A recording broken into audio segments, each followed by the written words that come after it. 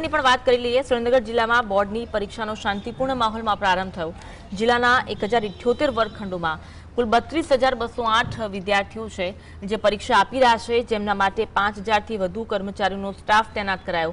ધોરણ 10માં ગુજરાતી, ધોરણ 12 વિજ્ઞાન પ્રવાહમાં ભૌતિકશાસ્ત્ર અને સામાન્ય પ્રવાહમાં અર્થશાસ્ત્રના પેપર સાથે પરીક્ષાનો પ્રારંભ થયો છે। સુરેન્દ્રનગરના દ્રશ્યો પણ આપ જોઈ રહ્યા છો। ત્યાં પણ તમામ ધોરણ 10ના જે વિદ્યાર્થીઓ છે પરીક્ષા કેન્દ્રો પર પહોંચી ચૂક્યા છે અને તેઓ પણ ઉત્સાહિત છે કે તેમનું પહેલું પેપર જે આજે આપવાનું છે તે કેવું હશે।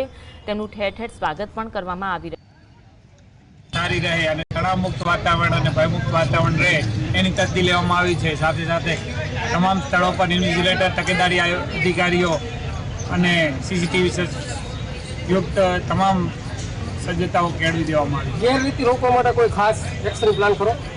ગેરરીતિ રોકવા માટે આપ જોઈ રહ્યા છો બંને બાજુ ગર્લ્સ અને બોયઝનું ફ્રિસ્કિંગ પોલીસ અધિકારીઓ દ્વારા અને શાળા સ્ટાફ દ્વારા થઈ રહ્યું છે। આ સિવાય સીસીટીવી તમામ સજ્જ છે। સીસીટીવી સાથે લાઇટ પણ ન જાય તે માટે પીજીવીસીએલનો સંપર્ક કરવામાં આવ્યો છે અને સાથે સાથે સીસીટીવીનું બેકઅપ રહે એના માટે દરેક જડે આપણું બેટરી બેકઅપની પણ વ્યવસ્થા છે। સાહેબ, બોર્ડની પરીક્ષા માટે ચેકિંગ માટે કેટલી ટીમો બનાવવામાં આવી?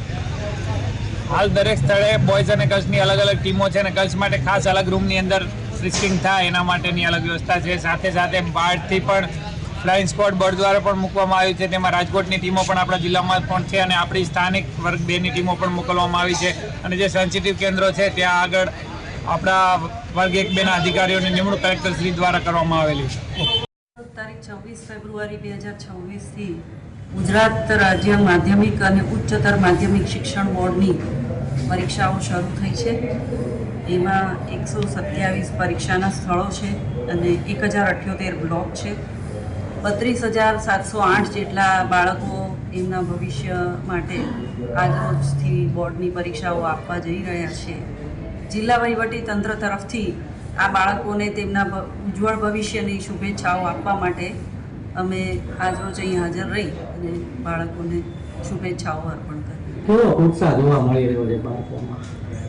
બાળકો ઘણા ખુશ પણ છે અને ઉત્સાહિત છે। સાથે સાથે થોડાક તણાવમાં પણ હોય એવું લાગ્યું, જે સ્વાભાવિક વસ્તુ છે, પરંતુ તેઓમાં પરીક્ષા આપીને પોતાનું ભવિષ્ય બનાવવાનો ઘણો ઉત્સાહ રહ્યો।